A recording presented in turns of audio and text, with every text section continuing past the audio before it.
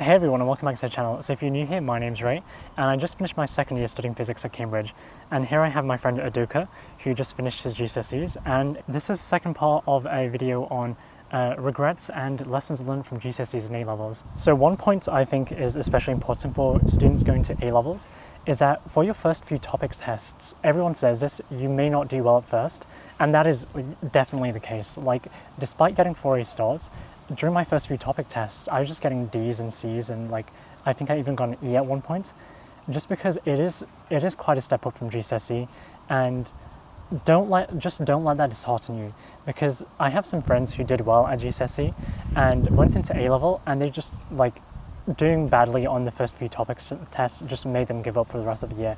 And if you just give up, then like, yeah, you're gonna do quite badly at the end of the year. The whole point is just not to give up and keep like going forwards. I remember like when I got a D in my first Bev Maths topic test, like I was pretty disheartened, and like so many other people in the class just did better than me in the test, and they grew a bit more complacent, whereas I stuck to it, and I like stuck to revising and tried to figure out where I went wrong, and like made sure I understood the content and just all that jazz. And it worked out in the end because I ended up getting an A star in Bev Maths. So just don't be disheartened if you're doing badly on your first few topics tests at A-level, because if you stick to it, it'll just get so much better, and you will like do well in the end. Just don't give up, basically. Yeah, I mean, it's the same thing applies for GCSEs, in that in like year 9, year 10, I was getting like 5s in English. I think I got a 4 in English as well. But things just take time, especially with A-level, where you're going to be doing less subjects, but they are very content heavy. So you're obviously not going to be doing well in the first bit, but you just kind of don't need to let that discourage you, and just kind of keep pushing, because the ones who, you know, again, maybe do well at the beginning will find it a bit more difficult to keep that going. But if you're doing like badly at the beginning, it's a lot easier to climb back up and do well later on. This again moves on to my point with GCSEs, in that like don't become complacent and don't have tunnel vision. I myself like kind of was conditioned to think like GCSEs is the be all and end all, but it's not true. GCSEs is just such a small part of your life, and everything that comes after that will be vastly more important. Look at A-levels, they're important for getting to uni. Uni is good for jobs, but when I'm thinking about GCSEs, you don't really look further ahead, which you should be doing. You should be looking further ahead. You should be seeing what you want to be doing when you're older, because GCSEs is like, it's such a little part of your life. Now that GCSEs are done, I realize I put way too much on it. And I'm sure there's a similar thing with A-levels as well, right? Yeah, I mean, for sure, because for A-levels, I just think of it being as the next step. So I didn't need to get the grades I did to get into Cambridge. Like, I think my offer was 2 A stars and 2 A's instead of, but I put in the additional effort, and now I feel like it just wasn't worth the extra time I was putting in, because I could have like enjoyed myself a bit more. But you don't want to do it to the extent where you're just not getting any work done. Like GCSEs, it's just about getting to the next step along the ladder. And if you get into a good sixth form, then yeah, like you don't have to worry too much about GCSEs after that, and you don't have to like always agonize over what grades you got and if you weren't happy with the grades, because if you got into the next step, then it's completely fine. And for the first few months of sixth form as well, people spend a lot of time comparing their GCSE results with other people's GCSE results, and I suppose this leads on to a point of don't compare yourselves to others way too, like, well, just don't compare yourselves to others, full stop. 100%. I feel like with that though, there's a fine line between comparing yourself and like having friendly competition, because this, you know, works well into one of my next regrets, or one of my things that I recommend that everyone should be doing, is like having kind of a good set of friends around you and having friendly competition with those mates, because it's always nice to be able to push yourself, but then you need to kind of draw a line in comparing yourself to others. However, having kind of a little bit of a competition with your mates will always push you to do well, because competition mostly brings out good in people. So you want to have a friendly competition with your mates. But again, the set of people around you, your friends really determine who you become. So you need to make sure you have, you know, the right set of people, because those people could set you back. You may not want to hear it, and you may not want to kind of look at that possibility, but your friends could be the people setting you back. I myself didn't have the best set of friends in like middle school, and I found a new set of friends who are, you know, much better for me and are all very ambitious and want to do well in life, and that, you know, forces me to be ambitious and do well in life. And I really enjoy that my friends push me and that we have good competition with each other, because we all know it's in good spirit and we all know it's only to help each other. I very much agree with that point of like having good competition with your friends and just having a good set of friends, because sometimes your teachers may not explain something to you in the best manner. Just because they forget what it was like to be a student and having to learn that material for the first time. And if you have like good friends who are also quite academic and quite interested in like doing well too, and if they understand a concept which you don't understand, then they can help you with that concept. And like helping out your friends and having your friends help out you is just hugely beneficial for like everyone, and you're going to get so much more value out of helping them out and teaching each other the material, because like many people say, the best way to learn something is to try and explain to someone else.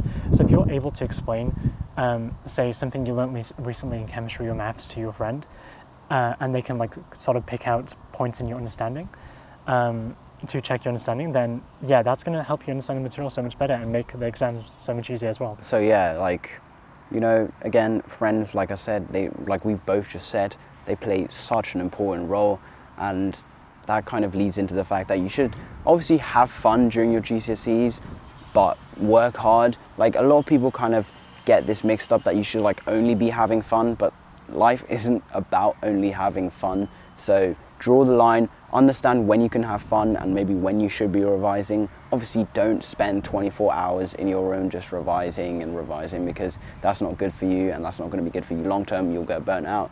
But maybe sometimes understand that it's better to be like revising for your exams, revising for your A-levels, than going out and having fun with your friends all the time. And that actually leads on to point about freeze. So for many people going to sixth form or college, they have like just free periods in their timetable, and generally I think most of the people, if you start using your freeze to just like hang out with friends all the time, then that's going to be kind of bad when it comes to say like exam time or like when your mocks are coming up, because you would just get into a habit of always like messing about during your freeze and not doing any work.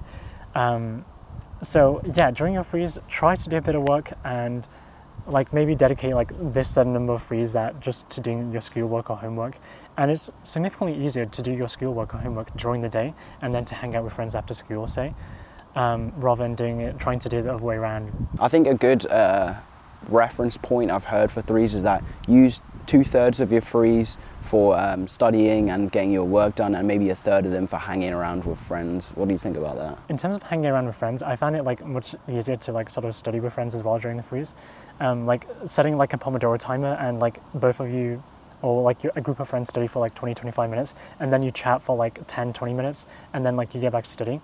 And just the fact that people are studying around you makes you want to study like much more as well. This is kind of why I like going to the library. Just the fact you know that people are working around you. Yeah, the atmosphere definitely adds to your ability to stay focused.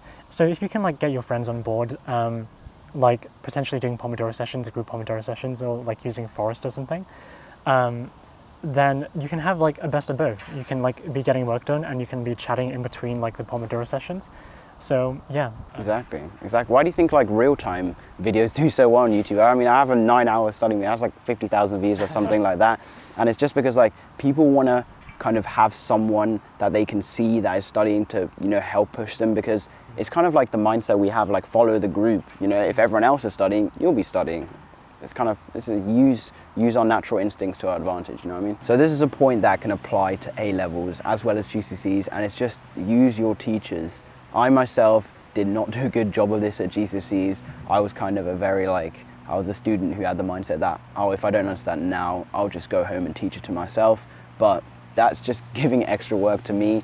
If I just actually talked to my teachers in the moment, it would have been far more easier. So use your teachers, they're here to help you. They want to see you do well. Like, it looks good for the school if you do well. So they want to kind of explain it as best as possible. And well, they're an expert. Well, some can be an expert in their field and most will understand the subject very well. So just use your teachers.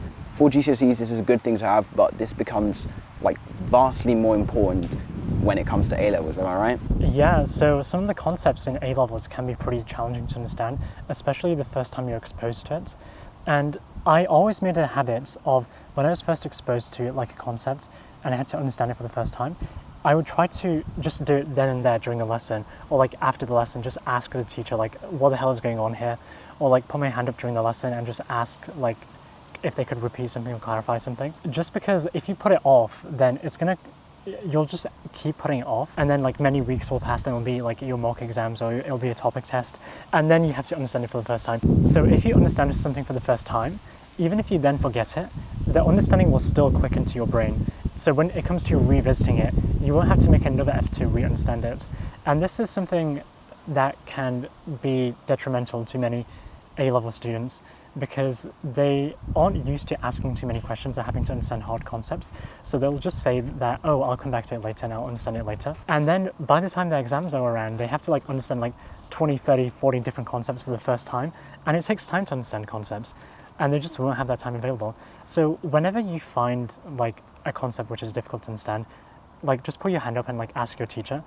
And chances are other people in your lesson are thinking the exact same question. Like, I was quite afraid to ask questions initially during my lessons, thinking that, oh, people are going to think I'm an idiot or something. Like, but no, people won't, like, the people who do have nothing better to do, but most people will be thinking that exact same question as well, but they're just too afraid to ask it. For sure, never put anything off, especially when it comes to A-levels, but even at GCSEs, don't be putting things off, because it's just not going to help you in the long term. And again, when you need to know that, you won't have that information readily available to you. It's going to be a lot more difficult, and your teachers will probably get annoyed.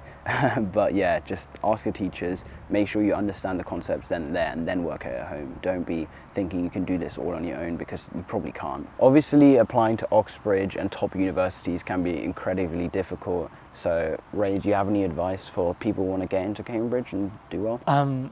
Yeah, so I have a few points here. I think the first point I will mention is to actually like apply, because I have had like many friends who just thought they weren't good enough to apply, even though they were more than capable of applying, because they thought they wouldn't fit into like that kind of environment, or they didn't see many other people like from their background at these like top institutions. And yeah, I understand that can be like very, I don't know, difficult, because the stereotype is like it's just full of a bunch of like posh white people or something like that, which is, yeah, definitely not the case. Like, people here are from like so many different backgrounds, and you meet so many interesting people, and people aren't pretentious or stuck up. Like, they're just, yeah, normal people here. You can have some like very interesting discussions with a lot of them, because they really like the subject they do. Yeah, I didn't go to any fancy private schools. I've never had tutors. I was in free school meals. I lived in like one of the most disadvantaged areas in the UK. And many people around me were like, yeah, there's no chance you'll get into this like institutional, like Cambridge or Oxford or whatever. But like, I didn't let that get to me, and I just applied anyway. Because I really liked the subjects I was applying for. Like, so I applied for physics, doing it through natural sciences. And I really liked physics, and I was like, if I want to study physics anywhere, like I would want to study physics here. And if you really like your subjects, then that's like a really good indication for your application, because it means that you will be like exploring your subjects a bit more, or like doing some reading around it, or like watching videos or listening to podcasts. So for physics, I read quite a few physics books. I watched like quite a few physics lectures online, and these are supercurricular activities. So supercurricular activities are like extracurricular activities, but for relevant to subjects you're applying for. So say you're applying for maths, they like to see that you've like got involved in math camp, or you've done some extra maths to push yourself further. These are the things I really like to see on like personal statements and when it comes to interviews. And also like actually trying to improve your problem solving skills, or like essay writing skills, or critical thinking abilities throughout the year, because there's so much, you can get so much better at problem solving like over a few months. So I started improving my problem solving skills quite seriously at about June, after like towards the end of year 12, and then I just spent like months, well like 3-4 months, like just doing a whole lot of really challenging problems, and I was doing it consistently enough such that when it came to times for the admission tests and the interviews, they weren't outrageously hard, just because I was used to thinking about problems that I had no idea how to start. And the same goes for, say, if you're writing essays. Like, you want to be getting better at writing essays throughout the year, and just developing these skills throughout the year. So by the time it comes to your admission tests or interviews, it's much easier as a result. Yeah, for sure. I mean, like, there's going to be thousands of students who are getting the top grades and going to be applying for these universities. So you need to be doing things that are going to set you apart, because you're just not going to, grades aren't just going to get you in. You actually need to, have lots of supercurricular activities. I know Cambridge posts a list of the supercurricular activities they want, but work experience, shadowing professionals, doing these Zoom calls, all these things can be like talked about in your personal statement and brought up to help you get into these unis. Yeah, you can talk about so much, and you can even be a bit creative when it comes to these supercurricular activities.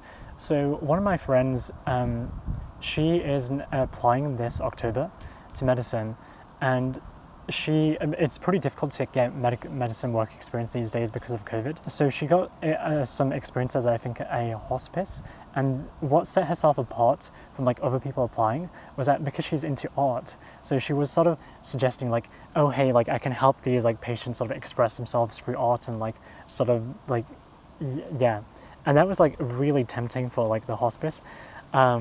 To like have her in, and she got her medical work experience, and the patients got to like really enjoy like learning a bit about art and like doing a bunch of paintings and drawings and stuff.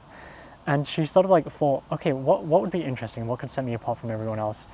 So just spending some time thinking about that can be hugely beneficial when it comes to finding these opportunities or even making opportunities for yourself. Yeah, use your unfair advantages. This is a concept where everyone has these, everyone has access to these unfair advantages in life, but you just have to use those unfair advantages. So for me or Ray, that could be our YouTube channel. For, your friend, it was the fact that she was good at art and she could help these other people.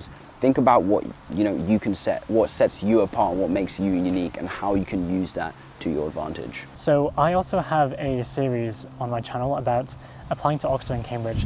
So if you're a little confused when it comes to like say personal statements or interviews or even preparing for an admissions test, then I would recommend that it should be linked somewhere like in the description or something. Yeah, so hopefully all of you found some value in these 2 videos, and if you enjoy the kind of content I make and like Adoka makes as well, then like, yeah, I don't know which channel you're on, subscribe to his channel, subscribe to mine, and yeah, do suggest any videos that we could potentially make together in the future, or either of us can make eventually. Hopefully you found that useful, and we'll see you next time. Bye!